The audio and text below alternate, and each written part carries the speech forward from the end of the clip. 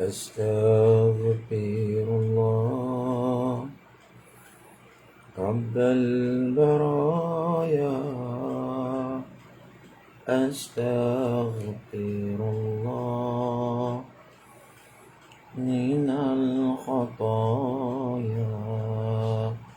أستغفر الله رب البرايا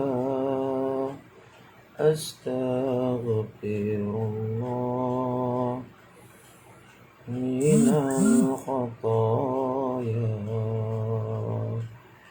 أستغفر الله رب البرايا أستغفر الله من الخطايا.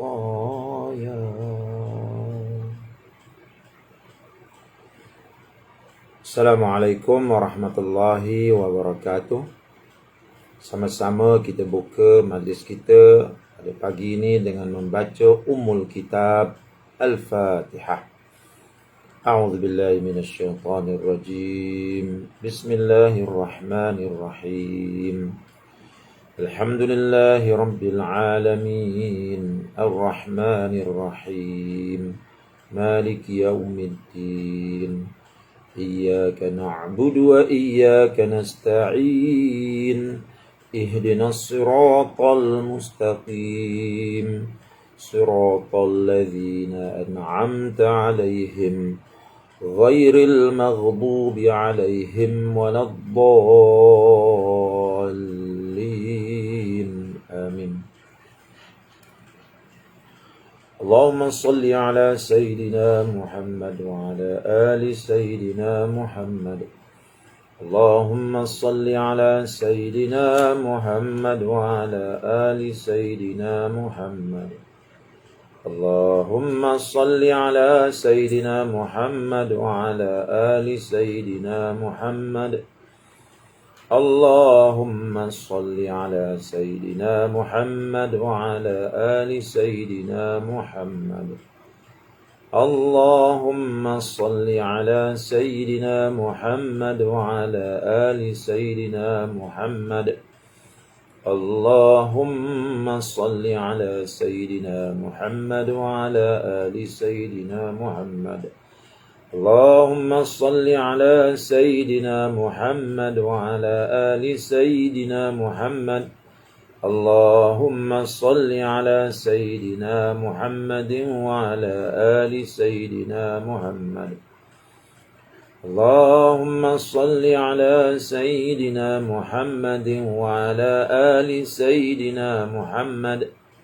اللهم صل على سيدنا محمد وعلى آل سيدنا محمد.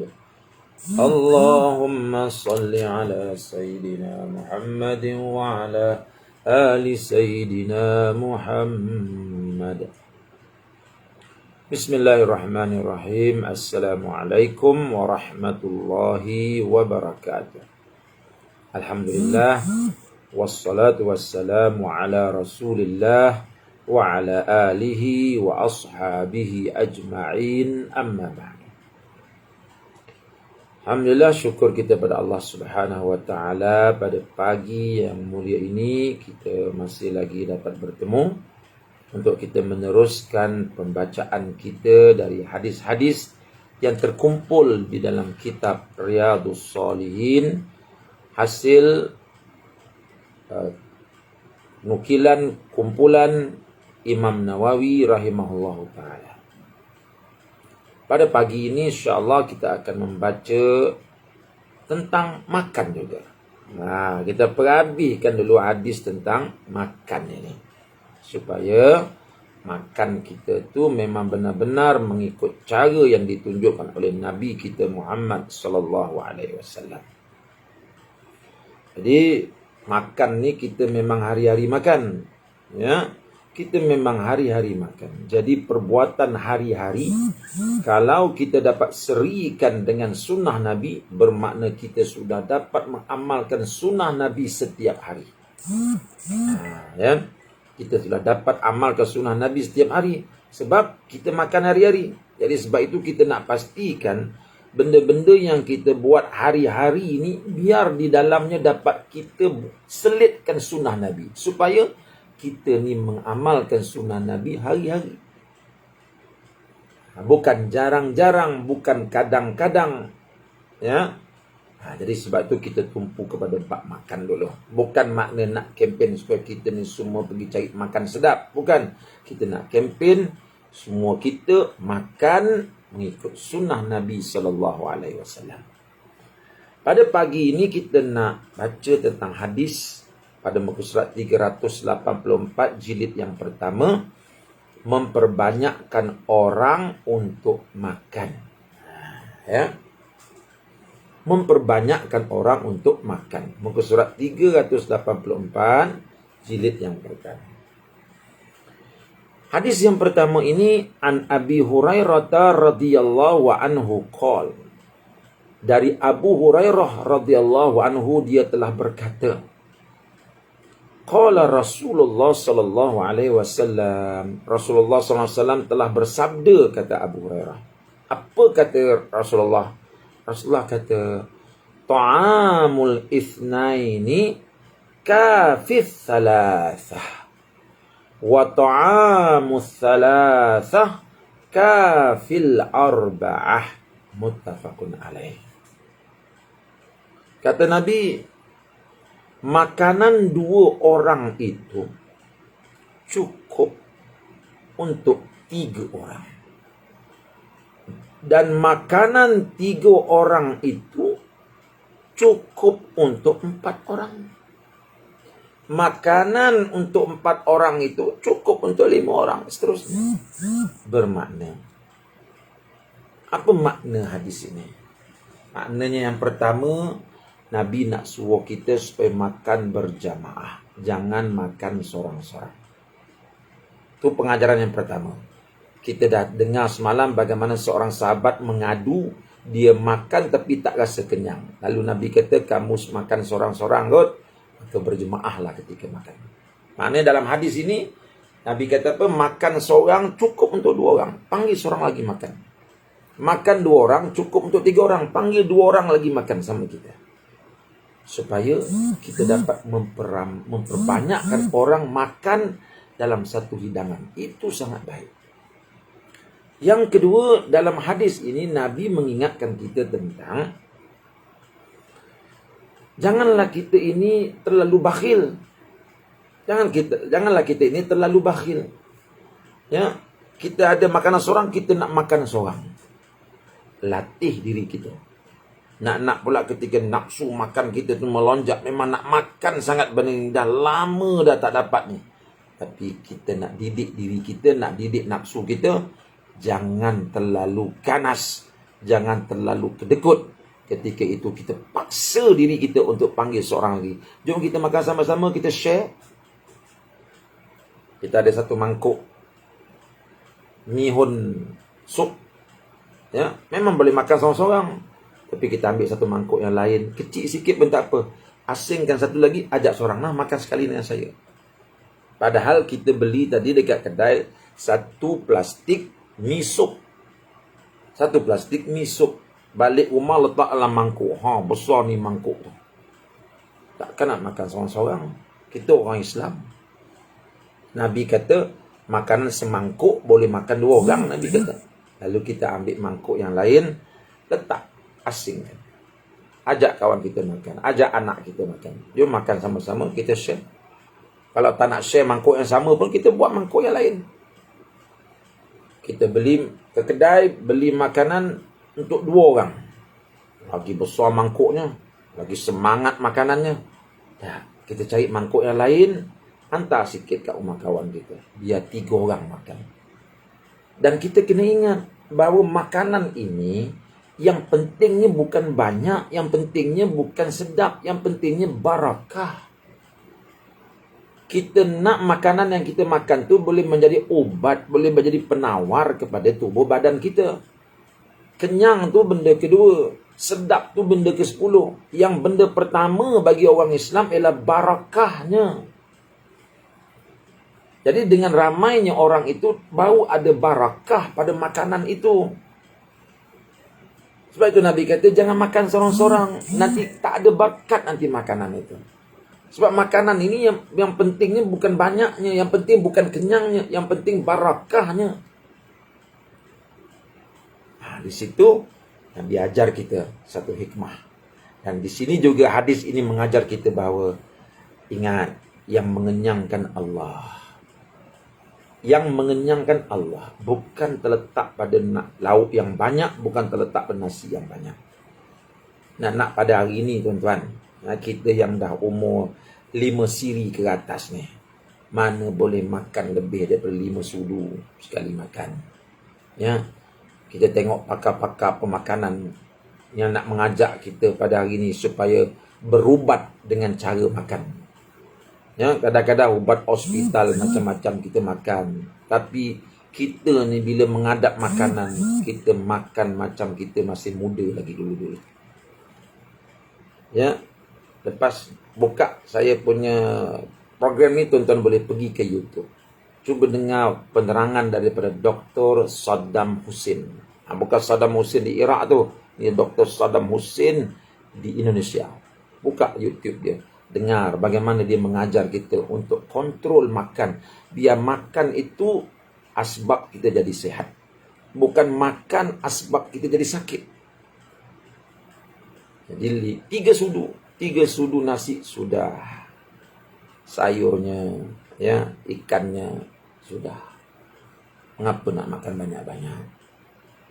Jadi tuan-tuan yang saya kasih sekalian, ta'amul ithnaini kafil thalatha wa ta'amul thalatha kafil arba'ah. Hadis muttafaqun alaih.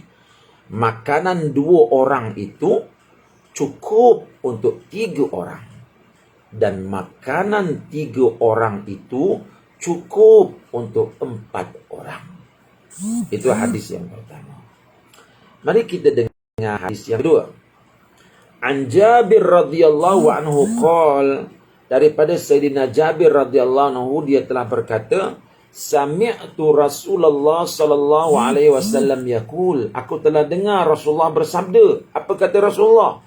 Ta'amul wahidi yakfi al-ithnaini wa ta'amul ithnaini yakfi al-arba'ah wa ta'amul arba'ah yakfi thamaniyah. Nabi bersabda, makanan 1 orang itu cukup untuk 2 orang. 1 orang cukup untuk 2 orang. Ini lagi dengar ni. Makanan 2 orang cukup untuk 4 orang. Dalam hadis yang tadi disebutkan makanan 1 orang cukup untuk 2 orang.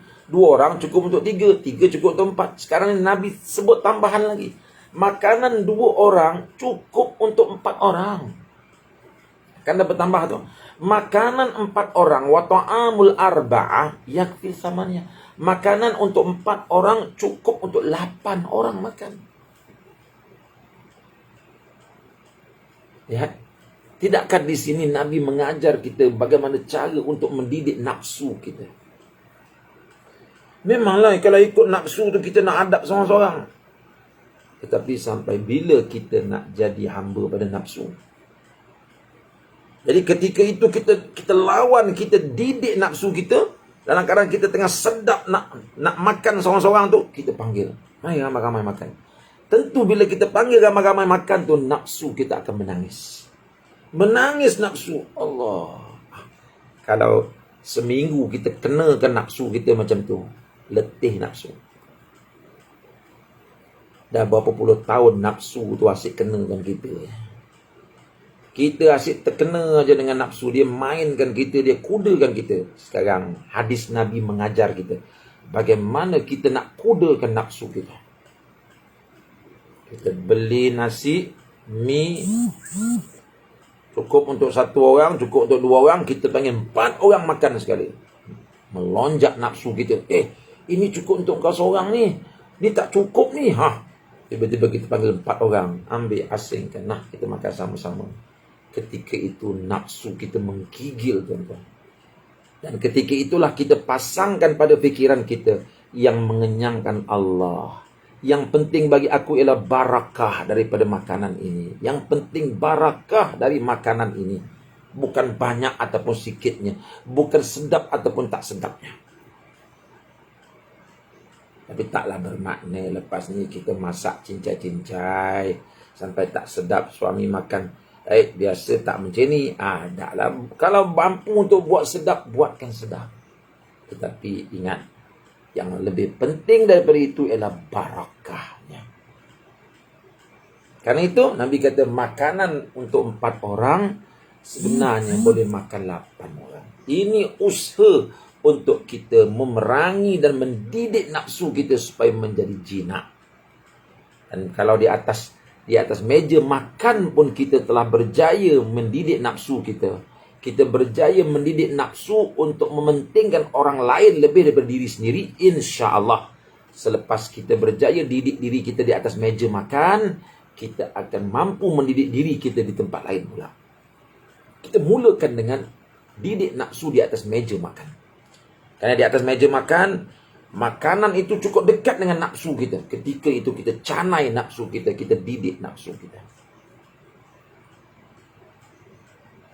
Tuan-tuan yang saya kasih sekalian, kita beralih kepada tajuk yang lain pula.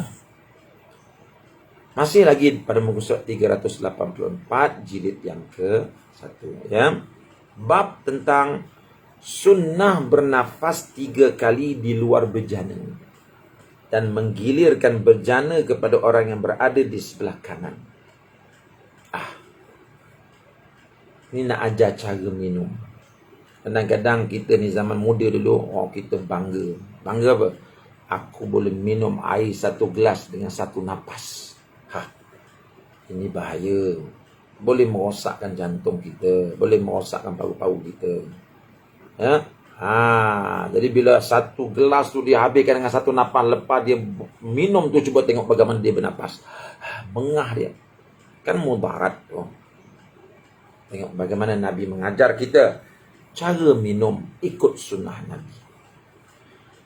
An Anas radhiyallahu anhu anna Rasulullah sallallahu alaihi wasallam kana yatanaffasu fi syarabi thalathan.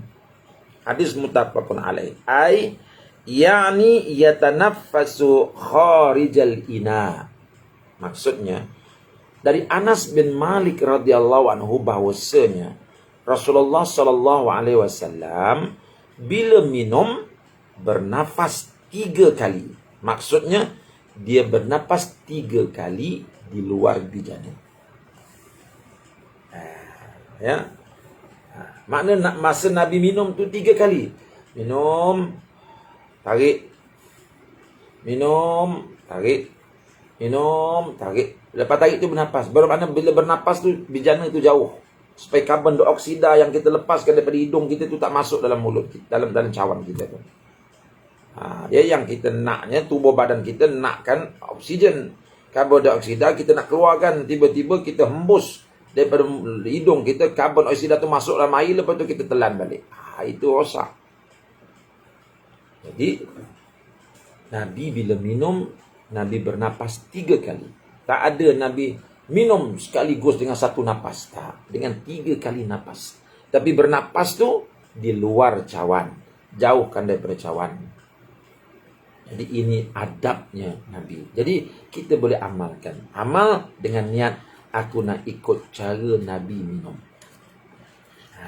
Ya, aku nak ikut cara Nabi SAW minum. Mesti ada kebaikan. Ya.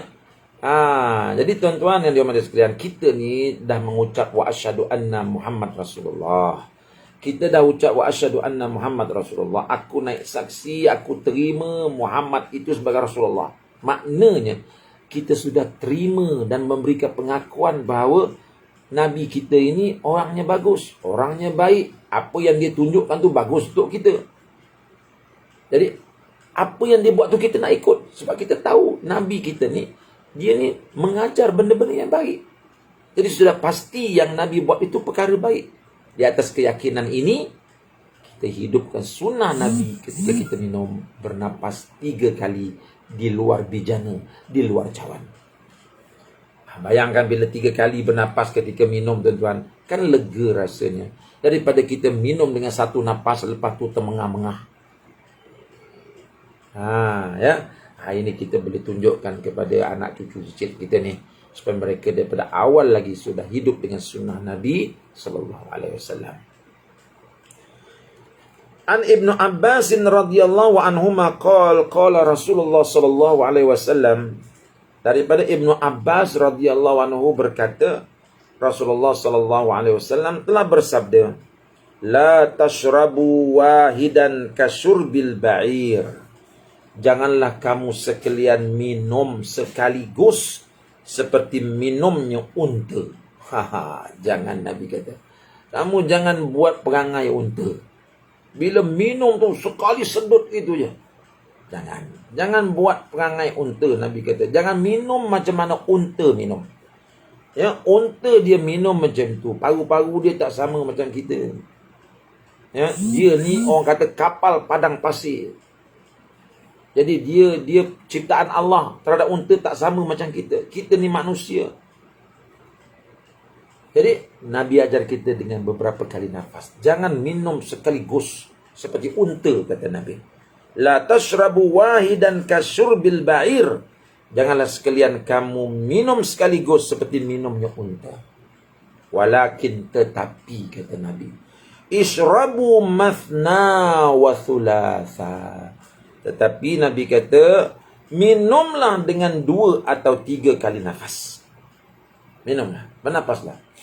Minum, letak. Sama ada dengan 2 kali nafas ataupun dengan 3 kali nafas. Wasammu idza antum syaribtum. Dan bacalah hamdalah sewaktu selesai minum. Dan bila kita mula minum tu, baca bismillah, kata Nabi. Wasammu idza antum syaribtum. Dan bacalah basmalah sewaktu kamu sekalian mula nak minum air. Kemudian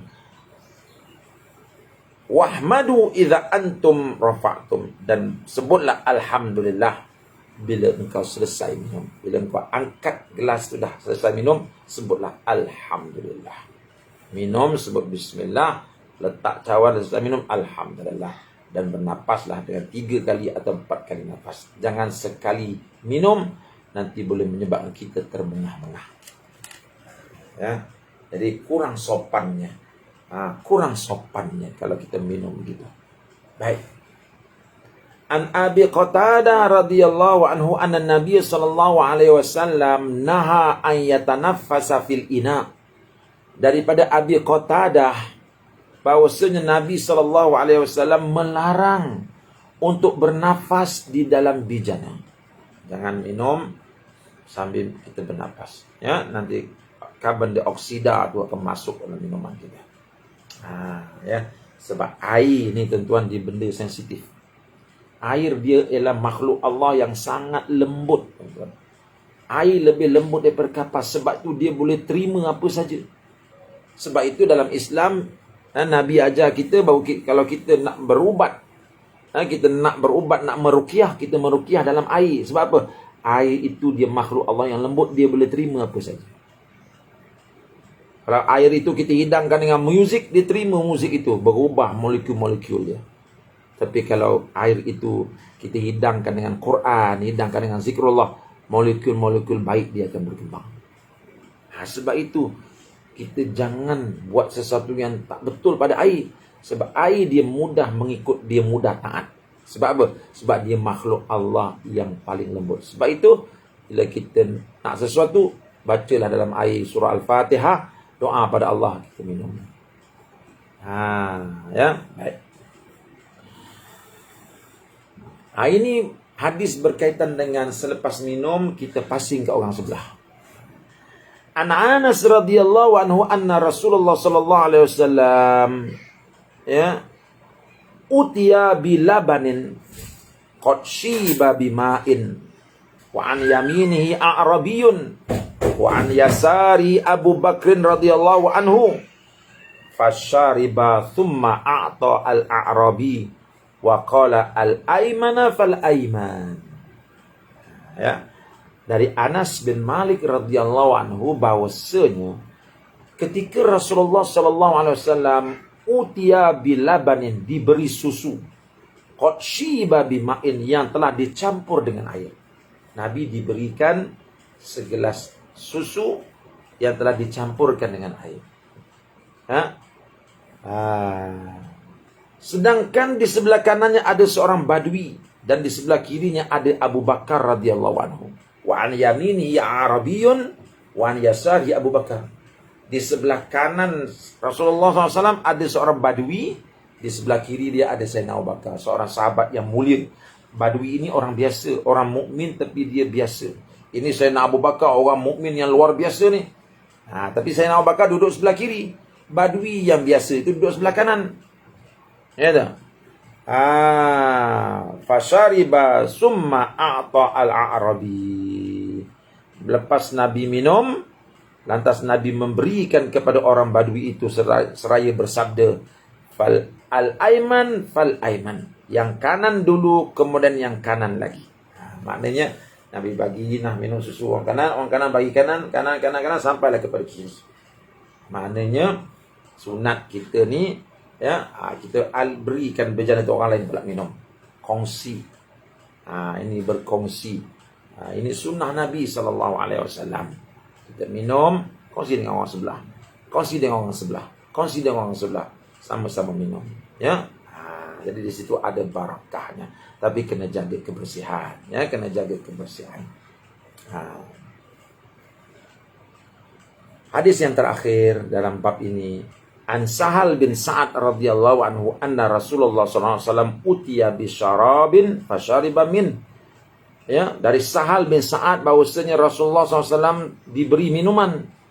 Ya. Utiya bi syarabin fasyariba minhu, dan Rasulullah SAW pun minum. Wa an yaminihi ghulamun wa an yasarihi asyakhun. Di sebelah kanannya ada seorang pemuda, sedangkan di sebelah kirinya ada seorang lelaki tua. Faqala lil ghulam, berkatalah Nabi kepada ghulam. Di sebelah kanannya ada seorang budak. Katanya Ibnu Abbas, masih lagi budak. Di sebelah kirinya ada seorang lelaki tua, asyakh. Nabi patutnya dia kena beri minuman tu kepada orang sebelah kanan. Sebab Nabi ajar tadi al-aiman fal aiman. Tapi sebelah kanan ni ada budak. Di sebelah kiri ada orang tua. Apa Nabi buat?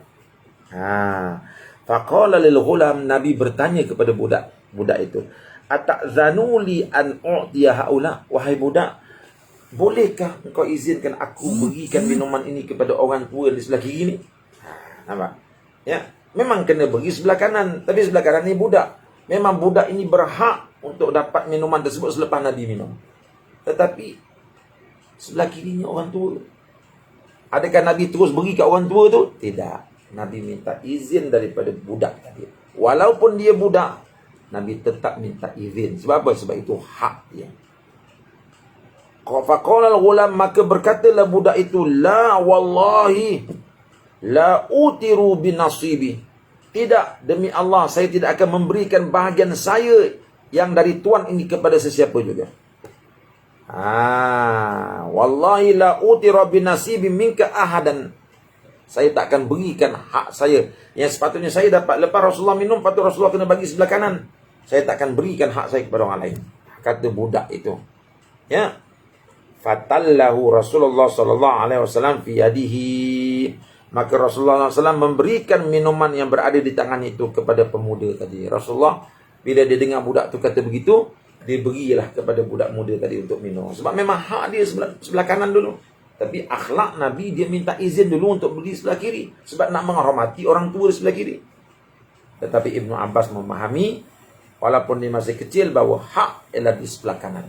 Maka dia tak nak beri hak tersebut. Lagipun, dia nak rasa keberkatan daripada minuman Nabi. Sebab Nabi baru minum susu tu. Kemudian lepas Nabi minum, tentu keberkatan seorang Rasul ada di situ. Dia nak ambil keberkatan itu. Sebab tu dia tak nak bagi air tadi.